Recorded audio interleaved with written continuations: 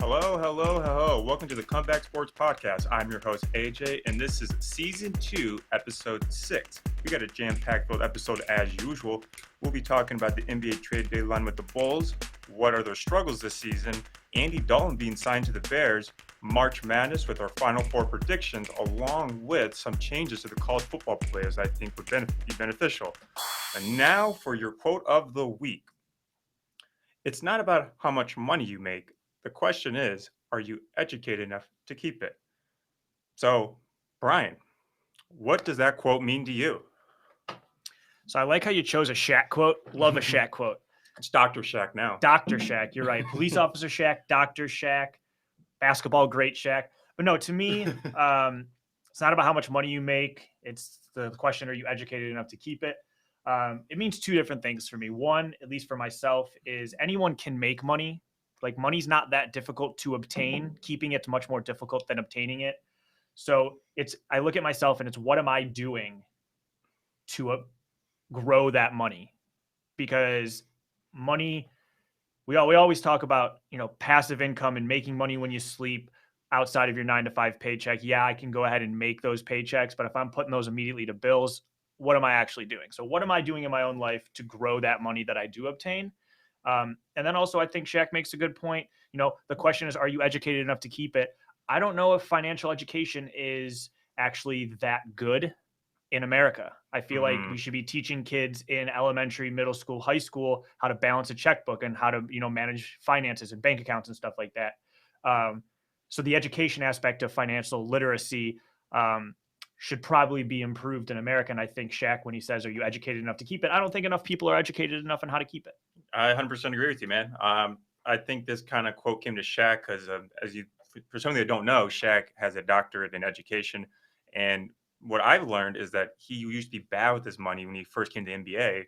And through trials and struggles in terms of how to manage it, he learned, he went to school or went back to school for this case. And he just thought, hey, I'm making all this money, but why can't I make more money? Now, why not? I shouldn't be spending it on all these luxury things I don't need. So that's kind of this thing saying like, yeah, make money, but just use it right. And if you use it right, eventually you'll learn how to grow it.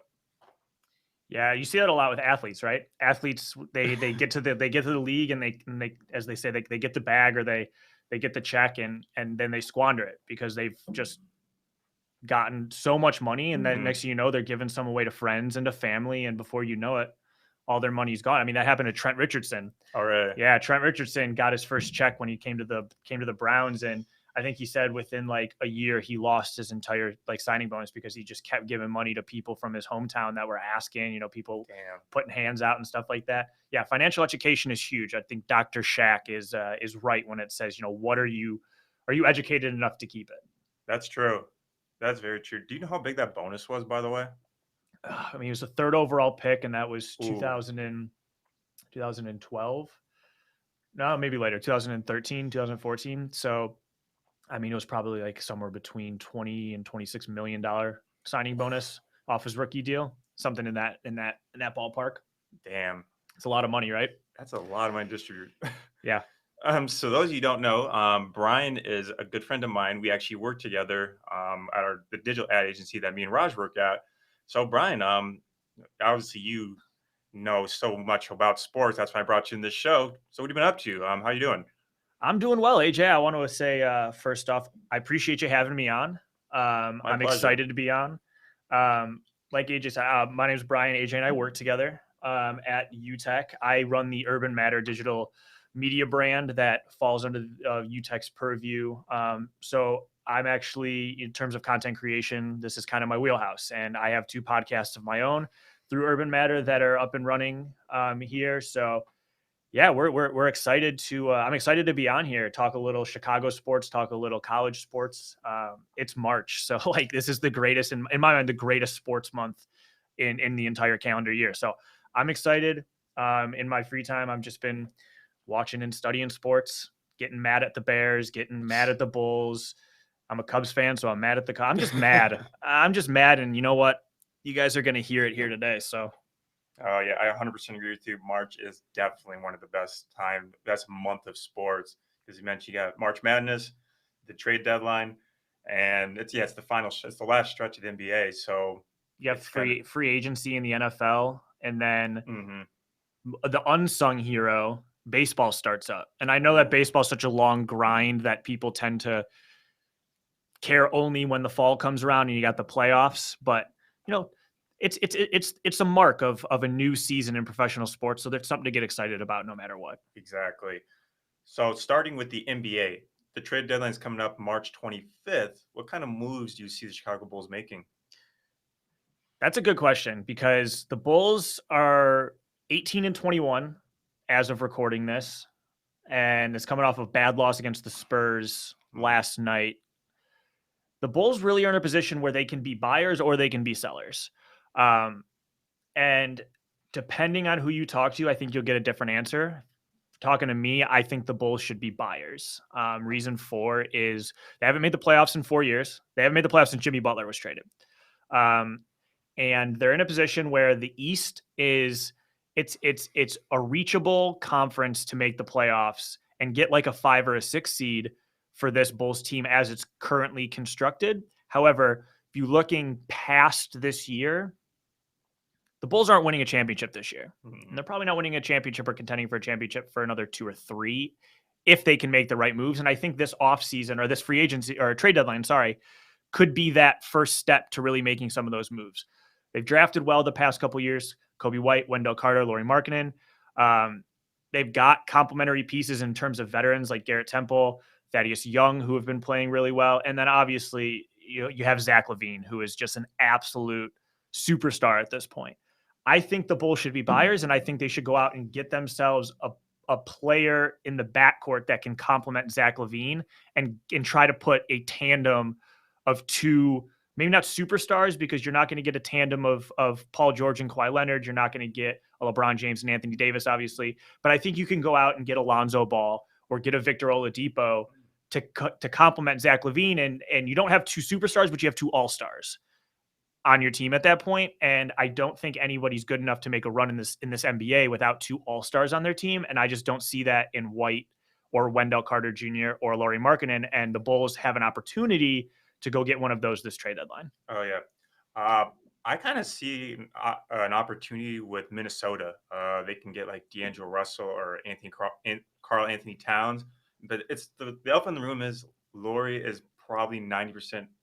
It's pretty 90% certain he's going to be traded. Yeah, He's the most marketable piece to sell. he is. He's also a restricted free agent. So therefore, whoever does obtain him has a year of control to where they can go ahead and work out some sort of extension or re-sign him. I think if you're looking at the what kind of the if you're Arturas Karnisovas or Mark Eversley, who's the front office, who could make up the front office duo of the Chicago Bulls, I think what you're doing first is you're saying, okay, Zach LaVine is off the table. I know that people have toyed with the idea of LaVine gets you the most in return, so maybe LaVine is on the block. Zach LaVine cannot be on the block. I'm sorry, he's got to be a Bull for the rest of his career at this point. I mean, he's the closest thing we have to Derrick Rose. Um, that's not a knock against Jimmy Butler. Just Jimmy and Derrick were not the same players, but Zach LaVine brings more excitement to a game by game basis than Jimmy Butler did, and that's why I say he's closer to Derrick Rose. For a front court perspective, you do have a lot of talent. You have two former seventh overall picks in Lauri Markkanen and Wendell Carter Jr. Markkanen probably gets you the most in return because he's more versatile in today's NBA. He could play outside. He could put the ball on the ground and dribble to the hoop. He can create his own shot. He can shoot the three. Obviously, he can rebound. I just don't. I've always said this. Him and LaVine don't fit together on the court. They're too high usage of players, and I'm sorry, LaVine deserves more of the ball than Markkanen does. So if you could ship off Markkanen and say pair Markkanen with a Thaddeus Young or a Garrett Temple to a team who's looking to make a run in the playoffs, someone like maybe not Minnesota. Minnesota makes sense because D'Angelo Russell, I think, could be a good option. But if you look at like Golden State, and Golden State maybe wants to move on from Andrew Wiggins, you have an option there. Or if you look towards New Orleans, who New Orleans has very kind of adamantly said that we don't know if this is the makeup of our team. Lonzo Ball is right there on the table, and they've said that Lonzo Ball is on the trading block. Brandon Ingram even too, and I think Brandon Ingram could play nicely um, next to Zach LaVine, as long as you can also get rid of Otto Porter. But yeah, there's options. The Bulls have options, which is something that we haven't been able to say in the last couple of years. Yeah, back to the Warriors. One thing that came to my mind is like Bulls lack on the defensive side. Would making a trade to get like Draymond Green, I think that would be a um, beneficial trade. Probably get away Laurie or someone like Porter Jr. within this acquisition. Yeah, I think because the Bulls do that. The Bulls struggle defensively. Hmm. They are one of the 5 worst defensive teams in terms of points per game, I believe it is, if not the worst. Their Um, defense is one of the worst in the NBA. it's bottom half for Yeah, sure, it's bottom no doubt. half. And the defensive efficiency numbers are bad too. They don't create a lot of turnovers. Um, they're a mediocre rebounding team. Draymond Green, in terms of his age, doesn't make sense, but Draymond Green makes sense in a lot of ways. One, because the old story, the Bulls wanted to, or Tom Thibodeau wanted to trade or draft Draymond Green when he was coming out of Michigan State, but they opted for Marquise Teague as well. So Mhm. Draymond Green has always had like this connection to Chicago. Um, it fit more with when Tibbs was there, but I think the Bulls, who need to improve defensively, Draymond can be a facilitator a lot of the ways that Thaddeus Young has been when he's played. Um, but I think more so the Bulls do need some sort of veteran presence, but one that maybe carries a little bit more talent than Thaddeus Young, who's clearly maxing out what he can do right now, and it's been awesome. But like, how sustainable is Thaddeus Young's run of 12.8 rebounds, 7 assist games? Like, Draymond Green makes sense. He would fit within the cap. I really like the idea of Victor Oladipo. That also improves your defense. Um, the issue is whether or not Levine and Oladipo can coexist, because they both are technically just pure 2 guards. And Oladipo's a little too small to play a 3. But I think Draymond, Lonzo, and Oladipo are probably the first 3 looks that you have when it comes to acquiring someone Right. of bigger name at the trade deadline. When you put it in perspective that Oladipo and Levine would have meshed well because they're two, it does make more sense that Lonzo would be a good player to have because he's like a pure point guard kind of player. He's not like he came into the draft. He was like a pure shooter, would it seem like from what the analysts say, but he once he actually played, he was always like a pass first kind of guy. So that makes the most sense to me now. Now that you explain a little bit Yeah. more about how the 2 position is kind of filled by Levine. Yeah, because Levine's he's not a one-trick pony. I mean, Jack Levine has greatly improved his defense. He's greatly improved his passing. But at the end of the day, Zach LaVine is a ball-in-hand scorer. And Lonzo Ball can complement that very well, because Lonzo Ball is better playing off the ball. He's got incredible court vision. Mhm. He's good defensively. And if we're being completely honest, Lonzo makes as much sense pairing next to Zach LaVine as it does just taking pressure off of Kobe White. Because Kobe White, I think we're starting to realize, is not a pure point guard.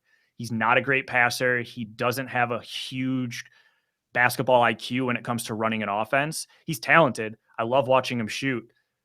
But Kobe White, I mean, the reason he just got benched by Billy Donovan last week and is now coming off the bench in lieu for Thomas Satoransky is because Kobe White in the starting 5 was just not getting it done. And I think the Bulls need someone in that backcourt that can get it done next to Levine. Zach Levine's just carrying too much of the load.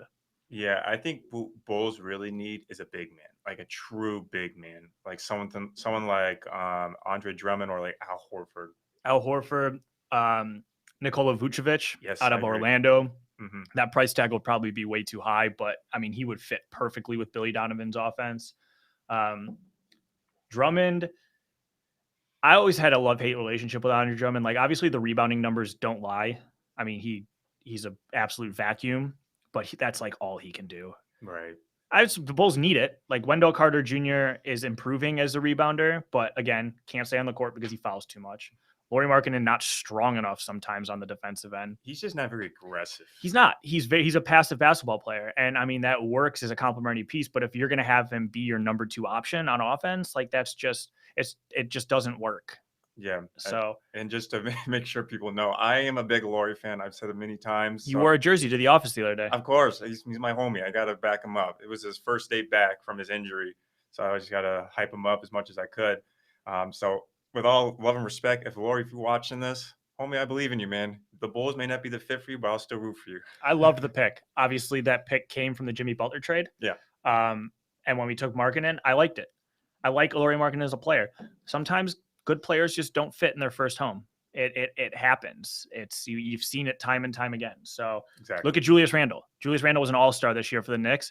Julius Randle couldn't literally hold water when he got drafted by the Lakers. So like sometimes that's just how it goes. Look at Lonzo Ball. He was fine with the Lakers, wasn't a number 2 caliber overall caliber player, goes to the Pelicans. Lonzo Ball is a top 10 point guard now in the NBA playing with the Pelicans. So like it just happens like that sometimes. We touched on the points allowed for the Bulls, but the biggest thing I think kind of bothers me is the turnovers. The Bulls lead the league in overall turnovers. Do you have any idea? Is there a certain certain player, or some sort of play style that's kind of causing this in terms of defense or turnovers? It's not having a true point guard, which we just alluded to. Exactly. Kobe White is a turnover machine mainly because he's just not comfortable being a pass first guy. So when you're starting point guard who you took with the 7th overall pick, that's a lot of draft equity. Like you are relying on that guy to be your point guard of the future. And he's not a pass first guy. He wasn't a pass first guy in North Carolina. He's not going to be a pass first guy now. Like it stems from the fact that the Bulls don't have a true operator playing the point guard. Like I said, love Kobe White. It's just the Bulls, it starts up top. If the Bulls have a point guard who helps turns the ball over less, you're going to run into situations where guys like Markkanen and Wendell Carter aren't being doubled down in the post, thus not being great passers themselves, turning it over. Zach LaVine, I'm fine with Zach LaVine's turnovers just because his job is to be aggressive. And being aggressive means you are going to turn the ball over sometimes. That's just how it goes. LeBron James turns the ball over. It happens. Russell Westbrook turns the ball over like 8 times a game. That's just what aggressive players do. And we give Zach LaVine a pass for being an aggressive player because that's what the offense needs. The Bulls fix their turnover problems by getting a pass first game operating point guard. Simple as that. That makes a lot of sense to me. Wow. Never really thought of it that way, honestly. I mean, I thought it was just a mix of like so many players, including Zach, with just being turnover machine. But when you put it in perspective that he's a ball dominant person, he has more minutes, he has more touches, it's gonna most likely happen. He's gonna turn over the ball. Yeah, to use a football analogy, like we often consider Brett Favre to be the greatest quarterback of all time, or one of the 5 greatest quarterbacks of all time. Brett Favre is the NFL history leader in interceptions. Why? Because he's an aggressive quarterback who threw the ball and took chances. We like that about Brett Favre. He's the gunslinger. Mm-hmm. We love that.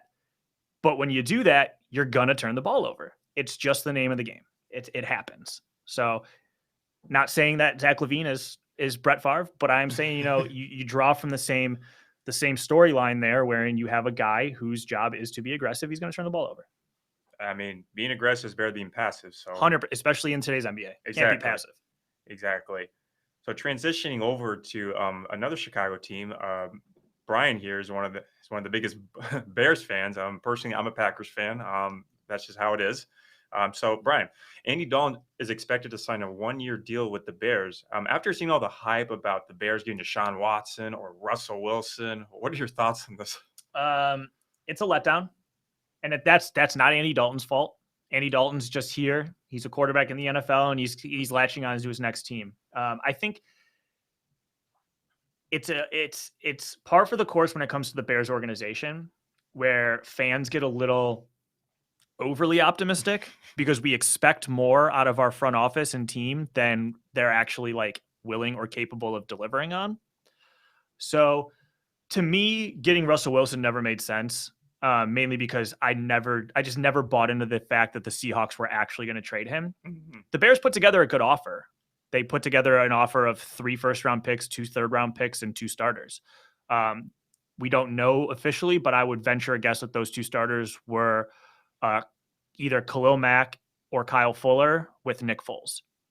So like that's not a bad offer. It's just that it comes to the end of the day was Seattle ever willing to trade their greatest player in franchise history?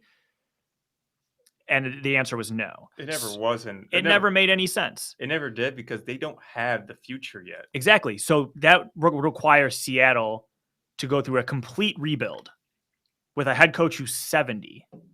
It just that math never adds up. So your consolation prize is the Red Rocket. It's Andy Dalton. And yes, I understand as a Bears fan, it is a letdown.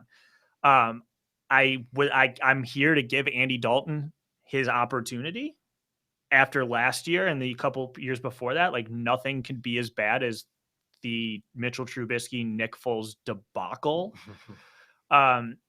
So yeah, it sucks because obviously the Bears have had one franchise quarterback literally once, and it was Jay Cutler. So that's like a fringe franchise quarterback in a lot of ways.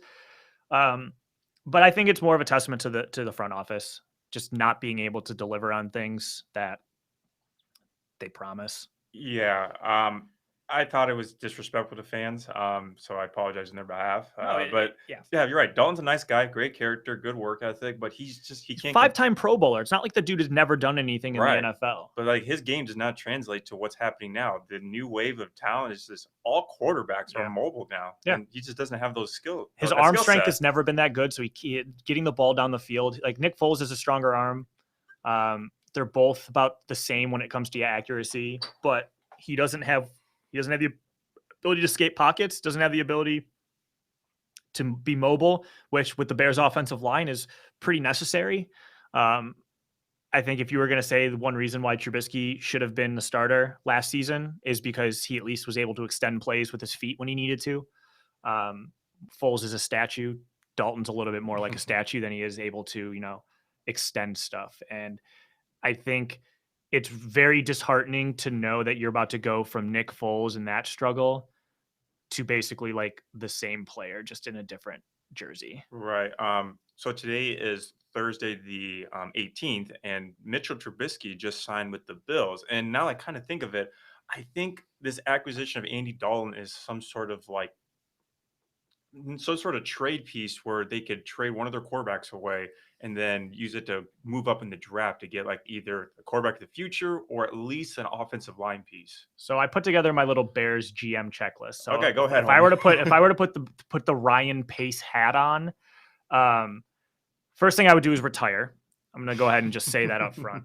First thing I would do is retire. I would go find a nice sandy beach in Florida and forget that the last 6 years of my life ever happened. But I'm with you. What I think is happening now, and I think the Dalton signing is indicative of this, is that Nick Foles is either going to get traded or get released. Why? If he gets released, it frees up about $12 million in cap. If he gets traded, you could package him with some picks, maybe move up, trading with a team like I wrote down Denver, who has the 9th overall pick, and Philadelphia, who has the 6th overall pick. Now, I don't think Philly's as likely to trade partner. They have way too many holes to adjust themselves to trade that 6th overall pick. But Denver at 9 kind of makes a lot of sense, and that then puts you in position to get someone like Trey Lance or get someone like Zach Wilson from BYU, and then you could draft a quarterback to wherein sits behind Dalton for 1 year, and then there's your quarterback of the future. I think the only way this Dalton signing makes sense is if Foles is out the door now, because I don't understand how you can go with Dalton and Foles in your quarterback room after what happened the past 3 years without having a plan to draft a quarterback in the first round. And at 20, your options are going to be Mac Jones or nothing. And I just don't see Mac Jones being an NFL quarterback. So I think Mac Jones reminds me too much of like, honestly, Mac Jones reminds me of Andy Dalton, if we're going to be completely honest with you. Like, Mac Jones is Andy Dalton, and drafting Andy Dalton again to back up Andy Dalton is just way too much Andy Dalton. I'll have to back up my boy Mac because I actually do like him.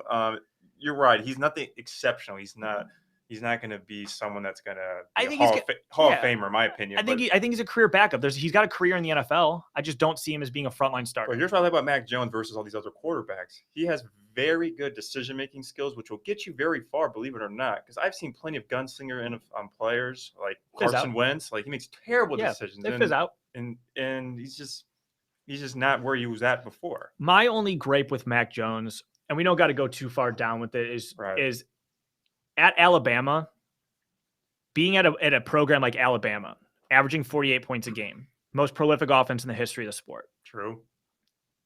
If you actually look at it, what was Mac Jones asked to do there? He was basically just asked not to turn the ball over. True. Right?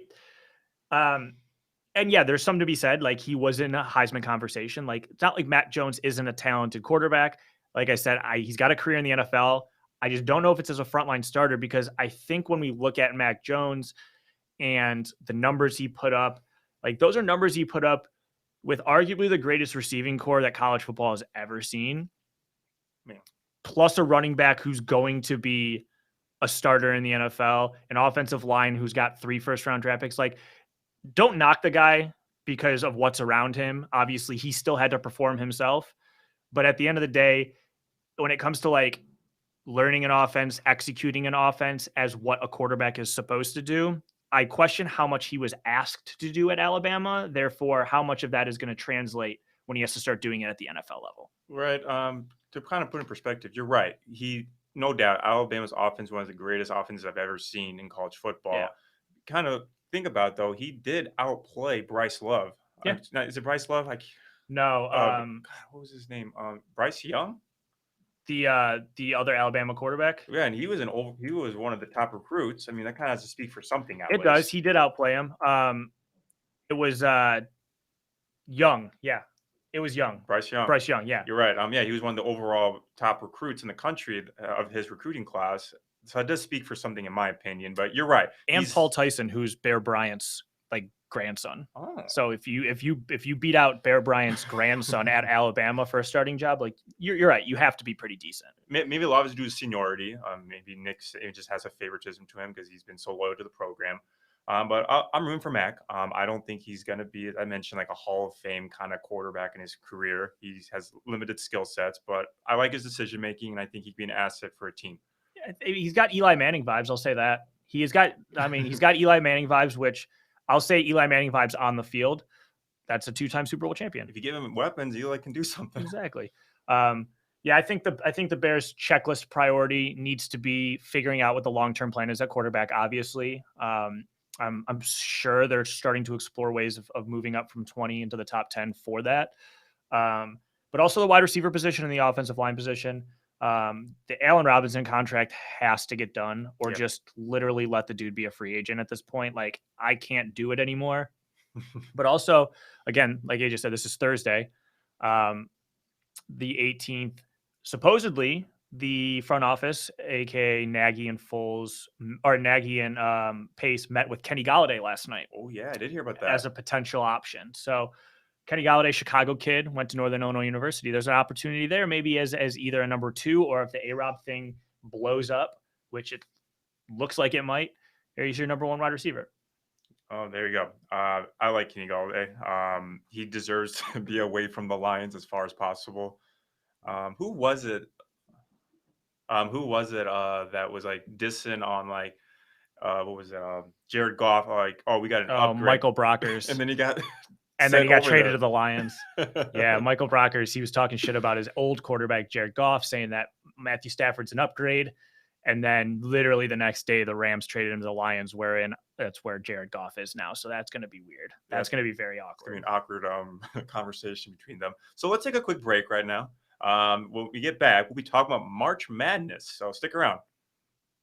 All right, guys. Now that we're back from the quick break, we actually took a picture. So make sure you check my Instagram for a fun picture for our little podcast session. No monkey business. No monkey business. For those of you that can't see, which is everybody, because we didn't videotape today, we actually have this giant canvas of a monkey. It's like a monkey in deep thought with headphones on. A monkey just pondering away, listening to a podcast, maybe this podcast. We can only hope so, right? I hope so. Or any one of Urban Matters 2 podcasts. There we go. That's urbanmatter.com for those of you who don't know. So, Brian, let's have with the real stuff. March is all about one thing only. What is it? The NCAA tournament, AJ. You're so excited about it. I'm so excited because me and my brother-in-law, we do it every year. He has a nice 5 TV setup in his basement, and he has Spotted Cow on tap in his bar. So we always just get together. You are a true Wisconsinite. Wisconsin. I never even lived there either. I just fell in love with it right when I went to visit Milwaukee one time in college. But anyway, so we're gonna be watching the games, and I hope everyone else will be watching the games because it's been a 1-year hiatus due to COVID-19 in 2020. So, Brian, what are your Final Four predictions and ultimately the champion? All right. So my Final Four, I got 2 1 seeds and 2 3 seeds. So it's half chalk and half semi chalk. No crazy, high seeds making deep runs for me this year. But my Final Four is going to be Gonzaga, Illinois, Texas, and Arkansas. So that would obviously be Gonzaga playing Texas in the Final Four, Illinois playing Arkansas in the Final Four. I have Illinois and Texas making the championship, ultimately with the Texas Longhorns being my national champion. Oh my. I do. I really like this Texas team, AJ. I'm not going to lie. I've been on this Texas team since probably the beginning of January when they started to get healthy. And I think I was watching a game when they beat Kansas, and I was just like, this Texas team is complete, to say the least. They defend well. They have guys who can get you clutch baskets as times, getting deep into the second half. They make their free throws. They create turnovers. They basically have everything that you look for in terms of like a checklist on paper for a deep run tournament team. And then I add in the fact that Shaka Smart's their head coach, who's taken a team to a Final Four before. And it makes sense for me that the Texas Longhorns are going to make a deep run, and I'm going to go ahead and just ride them all the way to a national championship. Man, homie, your picks are really not that much different than mine. So here are my 4 picks. I got Gonzaga, Baylor, Texas, and then Houston.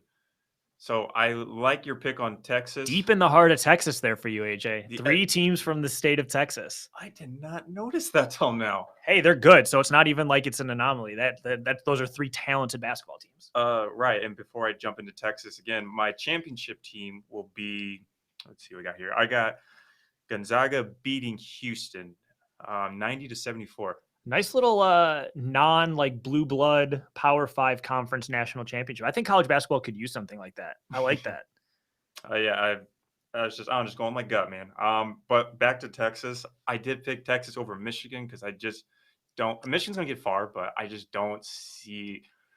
I don't know. I feel like they've been coming up short real recently, and Texas is just hot. They came out from a Big 12 title game, and as I mentioned, Michigan's at that slump. And not to mention, Michigan's missed one of their top starters, Isaiah Livers. So we'll see how that turns out. It's a huge loss for them. Texas hasn't lost since February 27th. So, like, they're riding high. In terms of, like, their losses are primarily in the Big 12. So, like, they played very well outside of their conference, which is huge. Obviously, that's what you want to look at when you're kind of gauging a team that's ready for the tournament. Like, they've beaten Oklahoma State, who's a 5 seed this year. They won at Kansas by 25 points, which I know Kansas had an up and down year, but very few teams have the talent to go into Kansas and win, let alone win by 25. Yeah. They've won at West Virginia, which is an extremely difficult place to play. I just think Texas has moxie this year. They have a lot of size, and they got a guard, Matt Coleman, who can just he's like Chris Paul in a lot of ways. He dishes the rock very nicely, doesn't turn the ball over, and he can score when you need him to. I like Chris Paul too. Just speaking of Oklahoma State, I did put him in the mix potentially because Cade Cunningham could be the top 5 overall pick, no doubt. Honestly, might be the first overall pick. Cade Cunningham is a stud. I do like him. He's a machine. Because I don't put them at Oklahoma State as my Final Four because college basketball is a little different than NBA. NBA, if you have one all-star or like a really, like a generational talent, you can get far. Yeah. But college basketball, it's very team dominant. Yeah, college basketball, it's there are certain teams in college basketball that are trying to mold towards that NBA model, but d- predominantly it's team basketball. It's controlling pace, um, and that's usually who you see in the Final Four on the final weekend of the NCAA tournament. Is those teams who can control pace, who can rebound soundly, and who don't turn the ball over. Yeah, I agree. And also, defense is real heavy in college Hmm. basketball, which is why I put Houston Yep, as my Final Four because they're just defensive powerhouse they team. really are.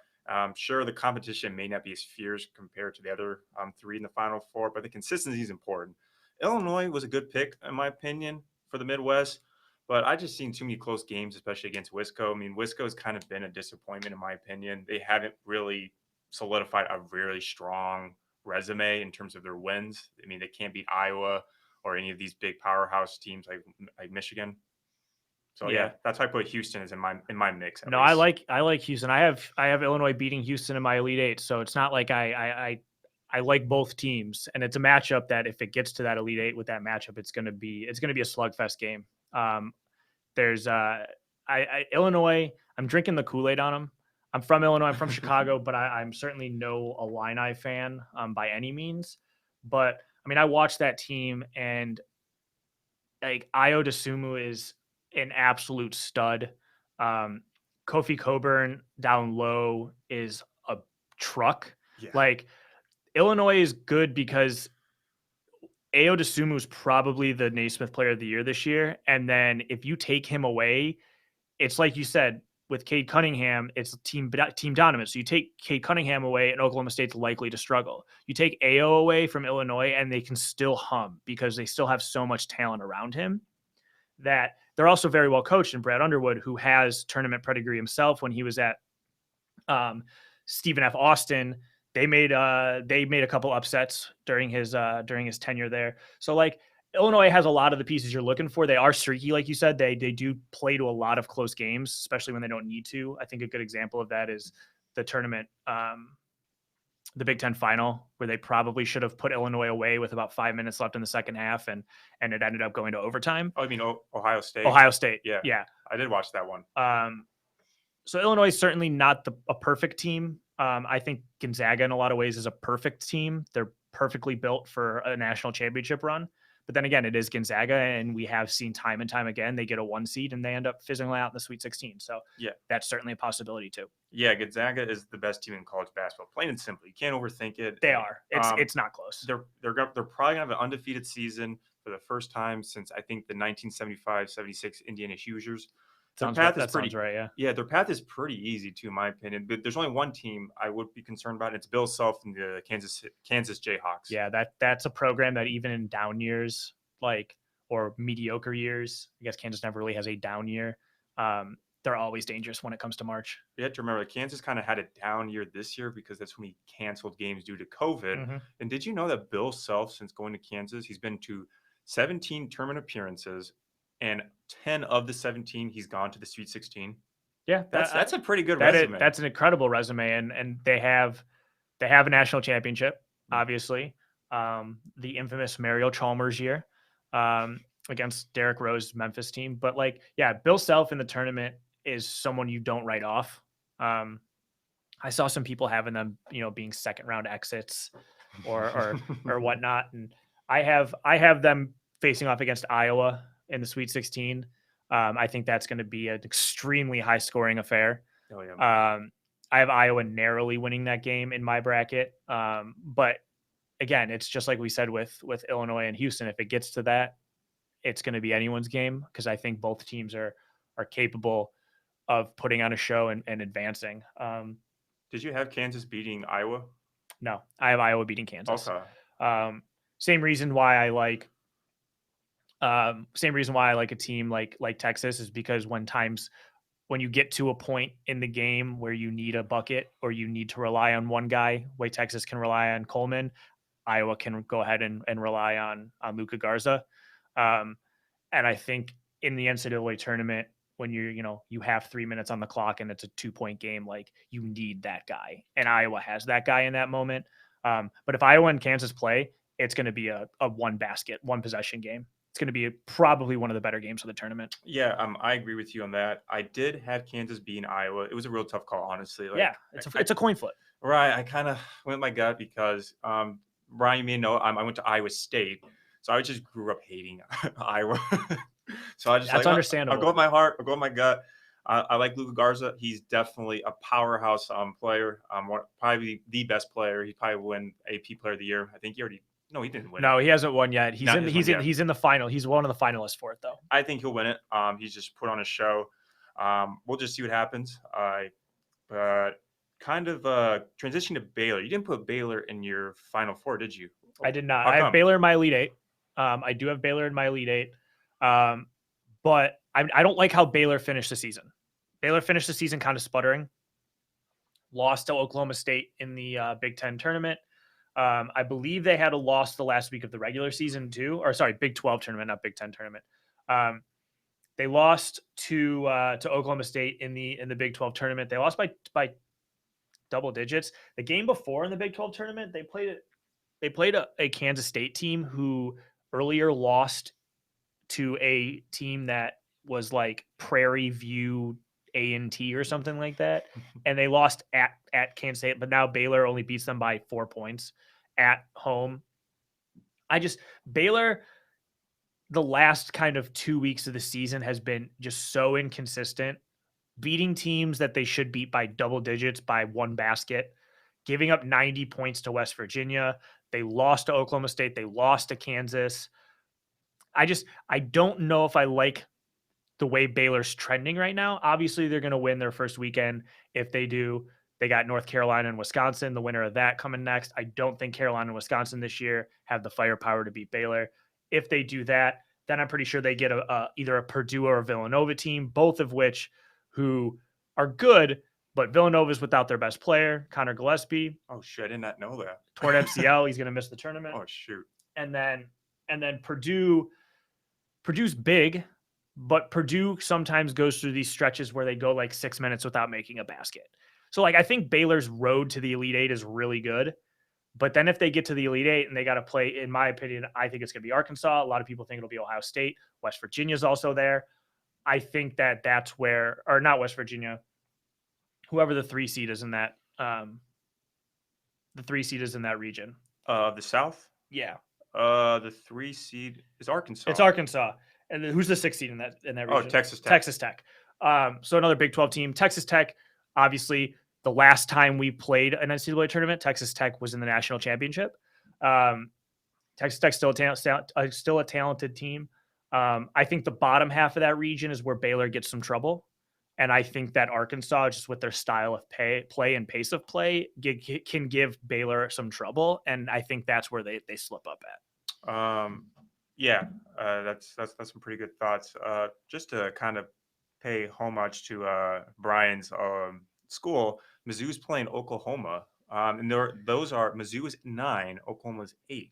What was your pick on that? Obviously, Mizzou, and it was Mizzou beforehand, just because I'm not going to pick against my team, and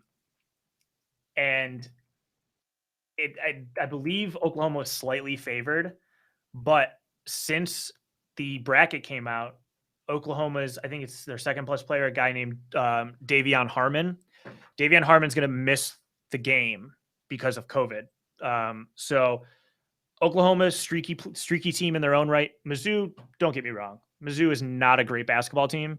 I have them winning against Oklahoma, but then I have them losing by at least 35 points to Gonzaga in the next round. I did put Mizzou to win that matchup. AJ, if Iowa State was in the tournament, I would have put them too. So, you know how many wins Iowa State has? 7. How bad were you guys this year? Try again. One more guess. Higher or lower? Lower. Really? 5? 2. You guys won 2 games this year? 2 games. No conference wins. They did fire the Steve head coach. Prohm got fired, didn't he? He got fired. Do you want Fred Hoiberg back? He's going to have to get fired by Nebraska. I don't know, man. I don't want to rekindle the past that much. Yeah, but I hear that. Apparently, the old Iowa State assistant is going to be the head coach. Okay. Matt Thomas, who I actually had a class with him once. Nice guy. he was just saying hyping him up, and he's an NBA player. He's worked with him, so he's been getting some good props. So hopefully he can help turn that program around. Absolutely. I'm expecting 3 wins this year. All right. Hey, that's an improvement over 2. Baby steps, right? Baby steps. It's all about progression, just like the Bulls. They have a Mhm. progression. So Brian, we will probably have to meet up again on March Madness, maybe before or after the Final Four. Yeah. But I love March Madness, but I love more. I also love college football. Yeah. And there's been people saying, oh, they need to extend the college football playoffs. Do you agree they should do something where they make into a bracket format? Let's say like a 16-team playoff bracket. We'll call it Dream December. I don't know if I agree with 16. It is a little bit of a I stretch. do think 8 is necessary, though. Okay, I like 8. I think 8. I think there needs to be an up from 4 to 8. And I think there needs to be a little bit more inclusivity to some of these non-Power 5 conference schools. I think you could have made an argument for Cincinnati getting a spot this year. Mm-hmm. Obviously, Coastal Carolina. However you feel, there was the year when UCF, Central Florida, was undefeated. Oh yeah. I just think, and then UCF went ahead and beat Auburn in their bowl game. So like, I think there needs to be a system. I don't know if I have the answer to it, but I do think there needs to be an 8-team playoff, wherein you do have like the 5 power conference schools. If you win that championship, you get an auto bid, and then 2 at-larges, and then somehow you get non-power 5 schools, like someone from the Mountain West. If they think about how many opportunities Boise State should have had in the end of the 2000s, early 2010s. That's true. Just giving those schools more opportunities to get in. I mean, if you think about it, I went ahead and took a look at this before hopping on. 28 bids have been awarded to the college football playoff in the 7 years that it's been active now. 22 of those 28 bids have gone to the same 5 schools. I believe that 100%. Alabama, Ohio State, Clemson, Oklahoma, and Notre Dame. That sounds about right. Yeah. So like we started this playoff system in order to give other schools more of an opportunity to do it. And clearly it's not working. Mm-mm. So I'm not a huge fan of the 4. I like the college football playoff. I'm not a huge fan of it at 4. I think 8 is the right number. 16 is probably a little too much, especially because of scheduling and money concerns, television rights, so on and so forth. I think you meet at 8, and I think you make 8 work, and that's the magic elixir. Yeah, if you do 8, I definitely wouldn't want to give Power 5 champions an automatic bid. That's still going to be the same matchups you're going to see year over year. They probably should still continue to do with the final the final rankings that they normally do. Power 5 championship bids, that would make sense with the 16 tournament. But yeah, you're right. It's been the same 4 or 5 teams every year. And a lot has to do with it's a cycle. If you win a championship, you get high recruits. You get high recruits, you win another championship. It just keeps going and going. And those schools are never going to not get high recruits. Name recognition alone puts Bama, Clemson, Ohio State above the rest. Mm-hmm. And it is a vicious cycle. It's kind of the way of it's the landscape of college sports. But like I have a hard time believing that like if you gave a team like an 8 seed an opportunity in a playoff matchup to play in Alabama, that team they might lose, but it's more entertaining than watching Alabama throw Notre Dame around for 40. That's true. You know what I'm saying? Like watching Alabama play Notre Dame this year in the semifinal, like it was brutal. That was so freaking boring. I feel bad for Ian Brook. Sorry, Clemson against Notre Dame, not Bama. Clemson. Oh, you're right. It was Clemson. I mean, Bama thrashed Ohio State. So, actually, yeah, that was I knew right there. Like, yeah, this is the best offensive team I've ever seen. Yeah, it was bad. But back to like these smaller schools that, like example, Cincinnati not making it into the playoffs. Like, did they win their bowl game against Georgia? Let me double check on that. While I have it right here. I want to say Georgia still won. Okay. But I believe it was a close game. And then Georgia won 24-21. And then the other school, who was it? Coastal Carolina. Coastal Carolina. Did they win their bowl game too? Um, Coastal Carolina went ahead and they lost their bowl game to Liberty. So they did a mid-major bowl between those two. Liberty obviously was they both were 10-1 entering the season or entering the bowl season. Right. 37-34 game between Liberty and Coastal Carolina. Yeah, I think that's like games like these is probably what gets people like, hey, don't get these small schools in. Look what happens when you put them against big schools. And like, I think that was just a one-off thing. I think there's still plenty of these small schools that can compete Mhm. with these Power Five champions. I just think last year was a bad example. But yeah, expand it 100% in, dude, because I think it's just more opportunity for money, and it just gives everybody a chance and kind of. I feel like teams will probably play a little more aggressively because like, okay, we have a higher chance of getting into the playoffs. There's a more sense of urgency. Every game matters now. Yeah. I want to go ahead and correct myself real quick. Bama did thrash Notre Dame. Ohio State beat Clemson. That's what happened. Went ahead and messed that up myself. Oh, So that's yeah, right.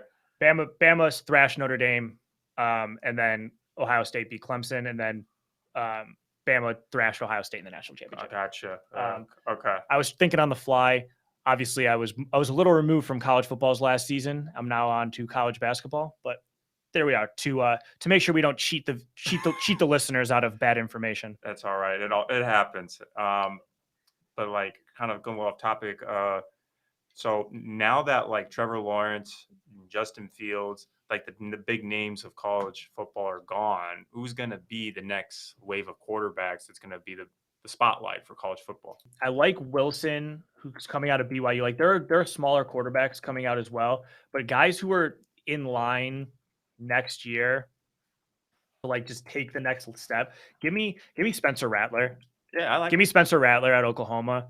I think he's probably going to be the odds-on favorite to win the Heisman Trophy next season. But I think Spencer Rattler has what it takes. 6'1", like 210-pound quarterback, can move, can throw. Yeah. Not to mention he's in an offense that's just designed to make him a superstar. He kind of reminds you, like how he looks, like his appearance, kind of reminds you like a discount version of Patrick Mahomes. Yeah, they do. They do kind of look alike. They have the same like little swagger. They have a lot of swagger in the pocket. The same way they move the same. Mhm. Both have both got cannon arms. Oh yeah, definitely. Obviously we know Patrick Mahomes has a cannon arm. How about your boy? How about your boy Graham Mertz? Graham Mertz. Fuck. Man, Graham Mertz has been just a tease. I'm sorry. Like, he came in first game of the season, hot as can be. Man, he had such a great opener against Illinois. I'm sure it's Illinois, Yeah, but then it just got worse and worse and worse. And then they eventually benched him for some other no name guy. He has the potential, he has the arm talent. Patrick Mahomes has even gave him some praise, but I want to I want to put on him, and I also want to put it on coaching because it seems like every year we never get that next Russell Wilson type Wisconsin quarterback. But I do want to give some props to my man Brock Purdy from Iowa State because like he's been kind of like all over the place, and I think he's finally starting to build that consistency that people are looking for. yeah. I like Purdy as a draft prospect in 2022. I think Purdy's got talent. Other guys I think fit that bill. I mean, a lot of people like Sam Howell out of North Carolina, and then Keaton Slovis at USC. They both have tools, and I think both can lead their teams to some success in 2021. But I actually like the Brock Purdy kind of name drop there. Brock Purdy's got a lot of talent. Just kind of sometimes Yeah, he at was Iowa State doesn't make you the most coveted person in the world. being an Iowa State fan, you just get used to the unexpected. But just to kind of add on to like who's the next guys to be the star of college football, I like to give yeah, Sam Howell is one of them. Jaden Daniels from Arizona State, dude. I've watched him play his freshman year. This scrawny kid, 160 pounds, 6'2". It was like almost like I was on the football field. That would be me, and he pretty much blew Oregon with Justin Herbert out of the waters with and had a cannon for an arm. So I put him into the conversation of being a guy that's going to step up and show some numbers this year. Yeah, I like that a lot. De'Aaron King at Miami is another good I option. like watching. If we're going off of guys who you think might compete for the Heisman next season, um, I think you got to throw Trevor Lawrence's replacement in there. Oh, DJ DJ Ugalele. Uagalele or what, however you pronounce it.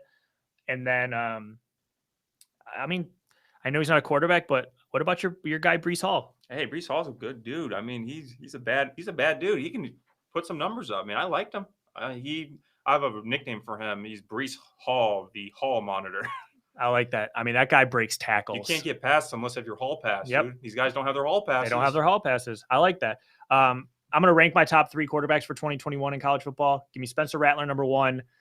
Go ahead and give me Brock Purdy number 2, and then I'll go ahead and throw the one I haven't mentioned yet, but Georgia's quarterback JT Daniels. I'll throw JT Daniels in their number 3.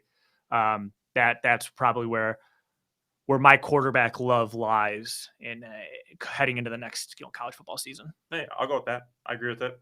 Beautiful.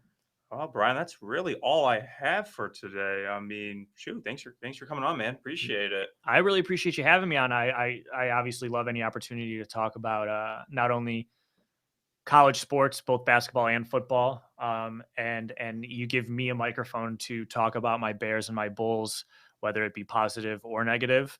I'm going to take that. So I really appreciate you having me on. Yeah, man, we'll have to do this again. I like to have my guests come back. I'm sure we'll be in contact since we literally are 30 feet from each other. I can see you from my desk every time I sit down. Same. So I'll have that thought in my mind, like, God, I gotta make sure Brian. Gotta make sure that guy gets back on the podcast. Oh, it's like, God, I hope Brian doesn't ask me about that collab again. No, I like it. I like the idea of doing a little return trip before or after the Final Four to kind of get a litmus test of how our picks did. Right, and just a reminder, everybody, this was recorded on Thursday, the 18th of March. So if you're watching this and it's like Tuesday and like, oh, these guys suck, they're wrong about this and that, just remember these are our early predictions. Yeah, tournament hasn't technically started yet. There you go, it hasn't started yet. Since this is an audio, man, I can definitely get this out pretty quick too. So maybe before the weekend, who knows? I have some free time. I can work something. Hey, I just can't wait for my debut, man. That's all. All right, guys. Thanks again for listening. Make sure to like and subscribe to my channel on YouTube or Spotify. Thank you again, Brian. And as always, have a great day, everybody, and we'll see you soon.